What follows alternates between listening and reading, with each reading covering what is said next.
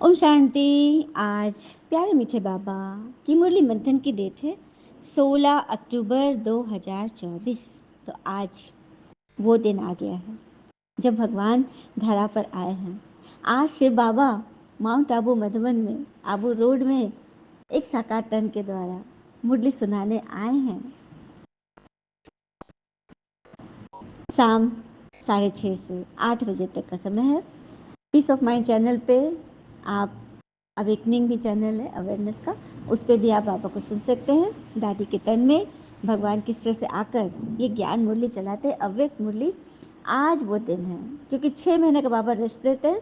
अक्टूबर से बाबा का सीजन शुरू हो जाता है, तो उनके मंगल के लिए गीत तो होना चाहिए ना। क्या कहते हैं आप लोग? चलिए सुनिए।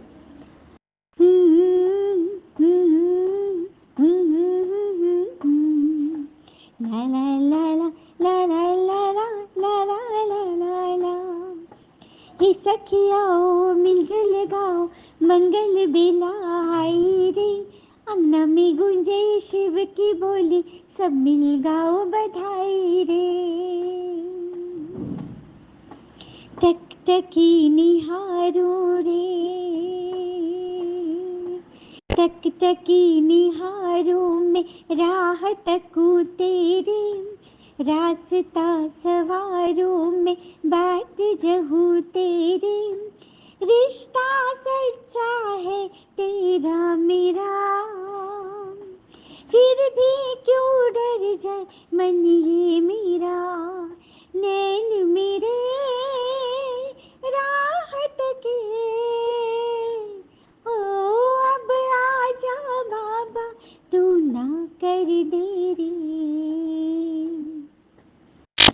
आजा रे आजा रे आजा रे आजा रे शिव बाबा।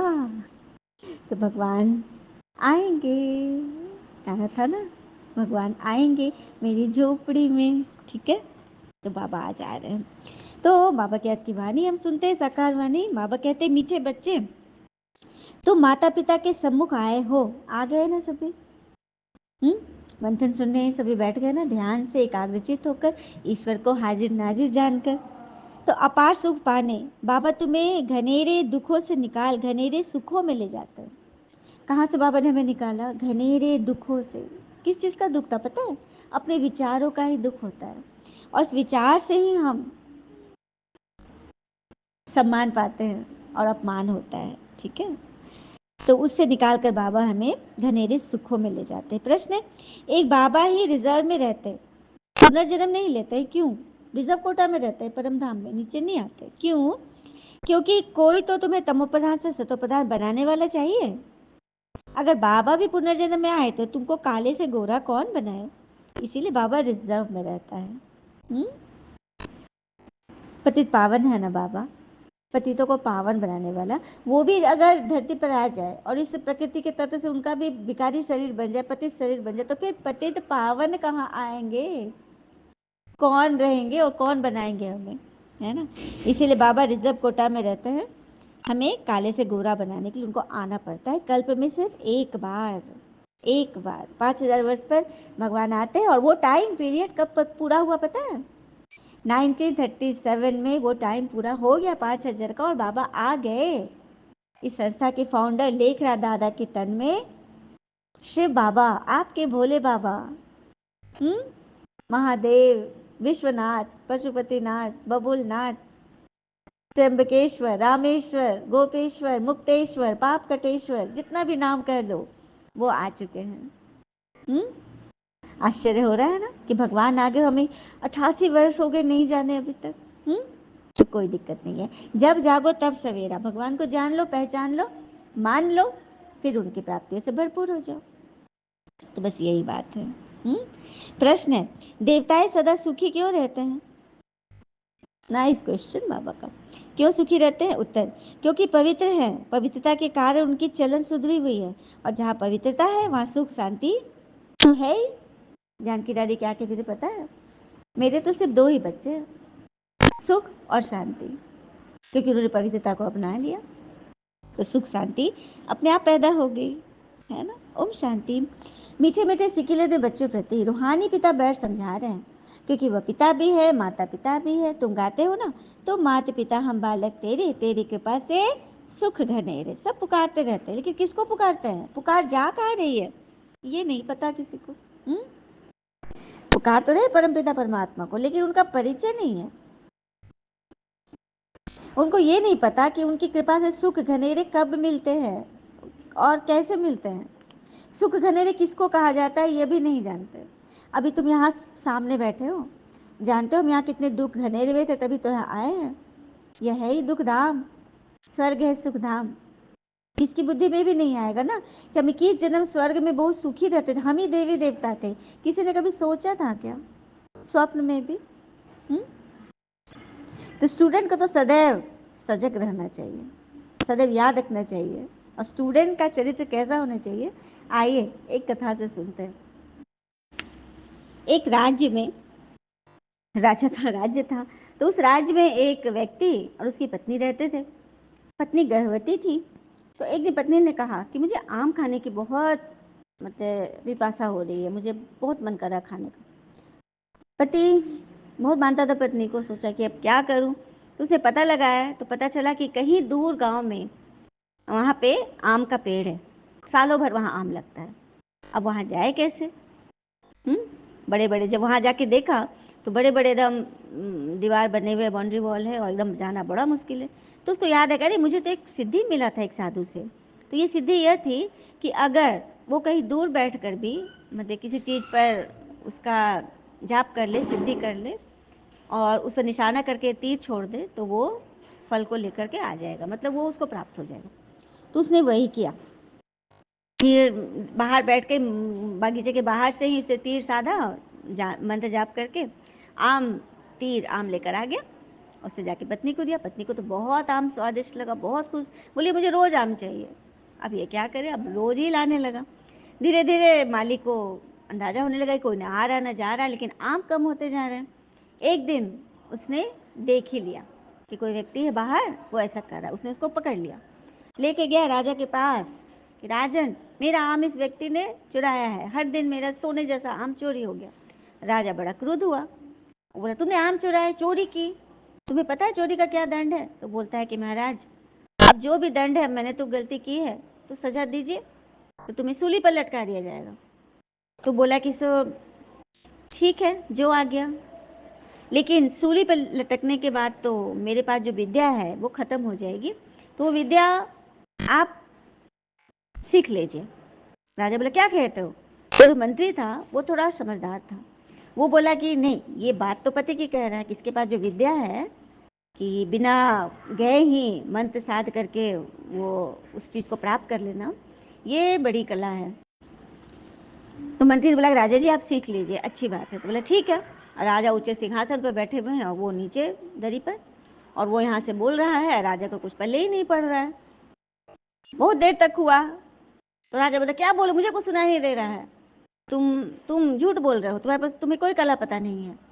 तो मंत्री बोलता महाराज, क्योंकि वो वहीं पे था, उसके बगल में बैठा हुआ था, बोले महाराज ये जो कह रहा है वो तो बिल्कुल साफ बोल रहा है, आप ही को सुनाई नहीं दे रहा है, मुझे तो सब सुनाई दे रहा है। तो राजा बोले कि ठीक है तुम ही सीख लो। तो मंत्री वहीं पर बैठकर उसके बगल में उन्होंने सारी विद्या सीख ली। तो राजा फिर बोला कि मैं क्यों नहीं सीख पाया, तुम कैसे सीख लिए? तो वो व्यक्ति बोलता है महाराज अगर आप बुरा न माने तो एक बात बोलता हूँ, विद्या सीखना है ना तो शिष्य बनकर ही सीखना पड़ेगा।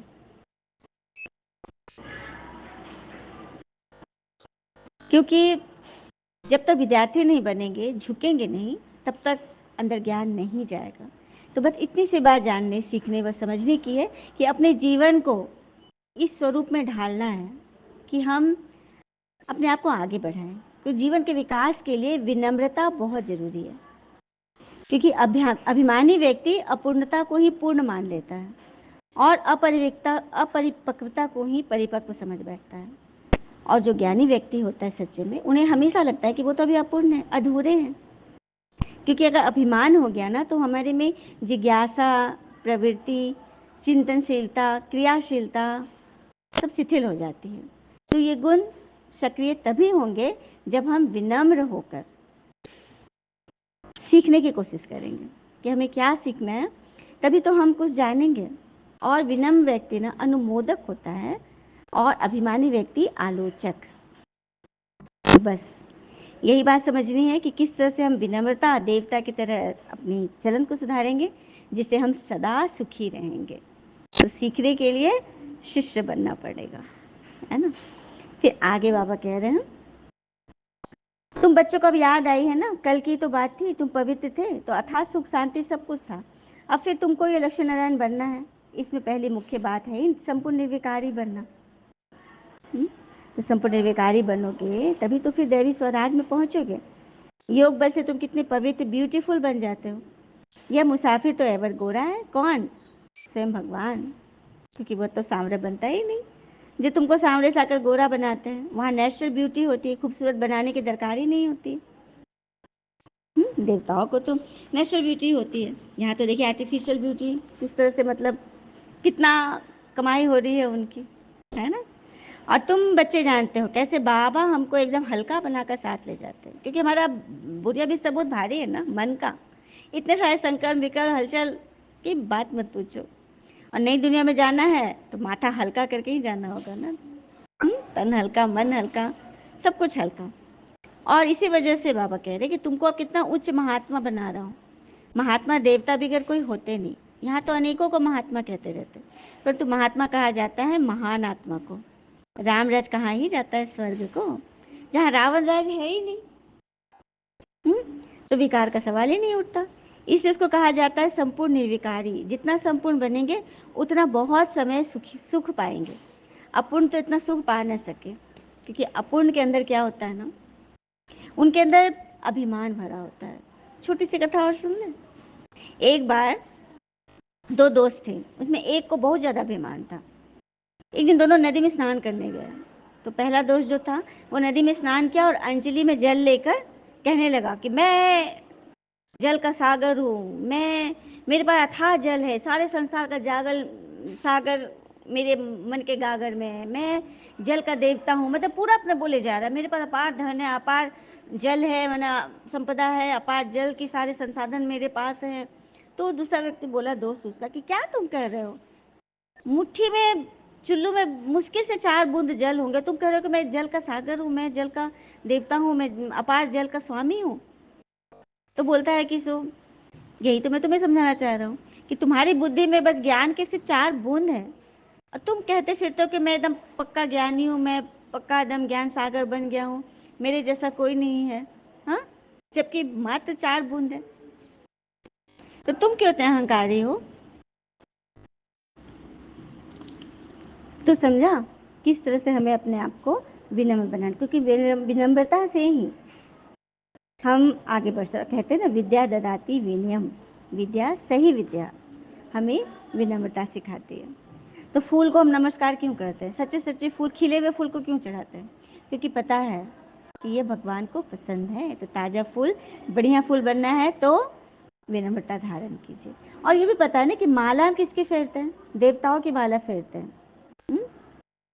ब्राह्मण से फिर तुम देवता ही तो बनते हो, अभी पढ़ते हो, फिर जाकर वहां देवता पद पाते हो। माला तुम ब्राह्मणों की है तो तुम बाबा द्वारा पढ़कर मेहनत कर फिर देवता बन जाते हो। बलिहारी पढ़ाने वालों की है, बाबा ने बच्चों की कितनी सेवा की है, वहां तो कोई बाबा को याद भी नहीं करते। सत्युग में जरूरत ही नहीं ना।